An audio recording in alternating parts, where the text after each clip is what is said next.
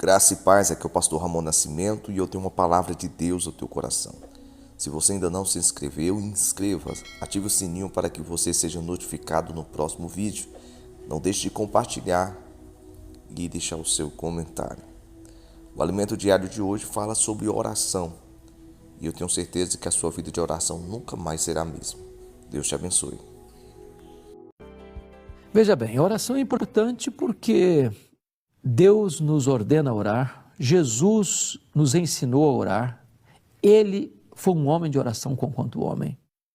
A igreja cristã, ao longo dos séculos, orou. Então, dizer que ela não é importante é ir na contramão da Escritura. Deus escuta a oração, Deus age por meio da oração. Deus é soberano e Ele não precisa que nós oremos para Ele fazer. Ele é Deus, Ele é livre, Ele é soberano. Mas Ele estabeleceu na sua soberania que faz mediante a oração do seu povo. Por isso Ele diz, todo aquele que pede, recebe. Todo aquele que busca, encontra. Todo aquele que bate, abrir-se-lhe-á. Há determinadas dádivas e bênçãos que se nós não pedirmos, nós não vamos receber. Nada tendes, porque nada pedis. Agora, é possível que eu peça mal. É possível que eu peça com egoísmo, para esbanjar nos meus deleites. Então, quando eu peço mal, Deus não me atende, porque eu nem sei orar como convém. É por isso que a Bíblia diz que o Espírito Santo nos assiste em nossa fraqueza, porque nós não sabemos orar como convém. E Ele intercede por nós sobremaneira com gemidos inexprimíveis, para que a nossa oração seja alinhada com a vontade de Deus. Então, é maravilhoso isso, pastor, porque para mim a oração é unir a fraqueza humana com a onipotência divina. A oração conecta o altar da terra com o trono do céu. Não há nada mais revolucionário no mundo do que orar. Eu não estou dizendo que a oração é poderosa. Poderoso é Deus que responde à oração.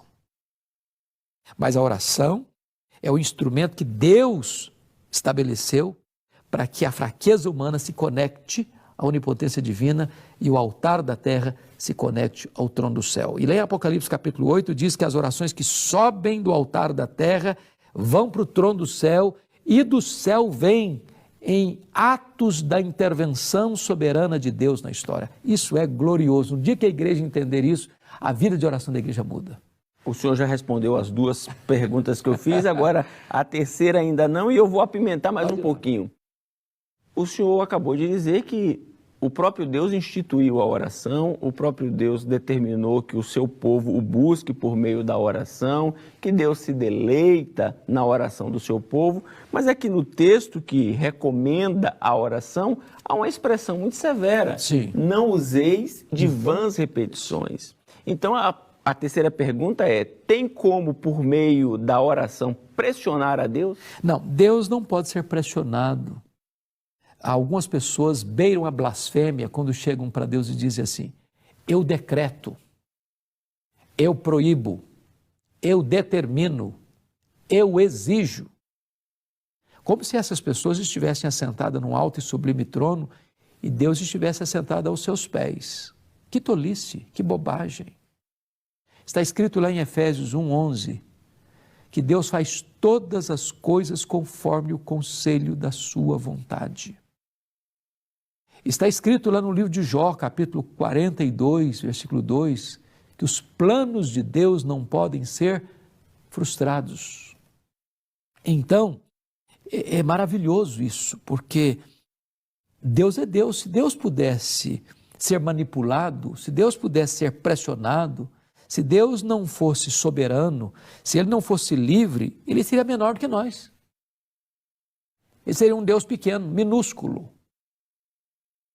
Ele é soberano, Ele é todo-poderoso, Ele é livre para agir. Ele não precisa nem pedir licença para nós para agir. Tem gente que não, Deus não pode fazer isso, Deus não pode fazer. Deus pode fazer, Ele é Deus, Ele é livre, Ele é soberano. Ele não precisa pedir licença para a gente. Ele faz tudo quanto Ele quer, do jeito que Ele quer, quando Ele quer, com quem Ele quer. Agora, Ele não pode ser pressionado. Ele é soberano. E isso é maravilhoso, porque eu me dirijo a Ele como um pai. Pai nosso que estais nos céus. Ele é meu pai, Ele é seu pai, Ele é nosso pai. Então, Ele nos ama. Ele tem o melhor para nós. Nem sempre Deus nos dá o que nós queremos. Deus dá o melhor para nós. Ele dá o que nós precisamos. Por isso que Ele ensinou a orar assim: pedi, dar-se-vos-á. Todo que pede, recebe. Todo que busca, encontra. Todo que bate, abrir-se-lhe-á. Mas Ele não diz que todo que pede, recebe o que pede. Isso não está escrito na Bíblia. Todo que pede, recebe. Recebe o quê? Recebe aquilo que é o melhor, aquilo que é o bom, aquilo que é fruto da boa, agradável e perfeita vontade de Deus.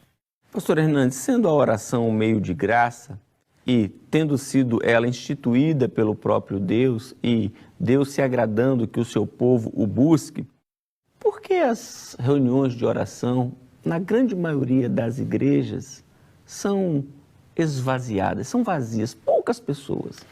Pastor Jailton, isso revela a espiritualidade enfraquecida, apática das igrejas hoje. Por quê? Porque as pessoas estão indo às reuniões de oração buscar o quê? Buscar coisas, buscar bênçãos. Quando oração, muito mais do que pedir bênçãos, oração é sede de Deus. Quando Jesus ensinou a oração, conhecida como oração dominical, Pai Nosso, ele não foca essencialmente nas nossas necessidades, mas foca prioritariamente no ser de Deus, no nome de Deus, na santidade de Deus, no reino de Deus, na vontade de Deus. Quando nós temos fome de Deus, sede de Deus, deleite em Deus, prazer em Deus, a oração é o oxigênio da alma, é a respiração da vida espiritual. Aí, em decorrência disso, Deus vai atendendo às nossas necessidades. Foi Ele que ensinou: buscai, pois, em primeiro lugar o reino de Deus e a sua justiça, e as demais coisas vão sendo acrescentadas. O pão de cada dia, o livramento das tentações, o perdão dos pecados.